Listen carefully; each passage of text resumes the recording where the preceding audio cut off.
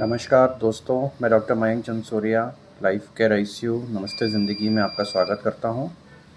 आज हम बात करेंगे कि बरसात का मौसम आ गया है, बरसात चालू हो गई है। अब ऐसी कौन सी बीमारियां हैं जो कि इस सीज़न में आम जनता को परेशान करती हैं, वह हमें क्या ध्यान रखना चाहिए। जैसे ही बरसात आती है, वायरल बुखार बहुत ज़्यादा तेज़ी से फैलता है। इसके अलावा मलेरिया, डेंगू ये बहुत कॉमन रहते हैं जनता में, और अगर अच्छे से ध्यान ना दिया जाए तो बहुत सीरियस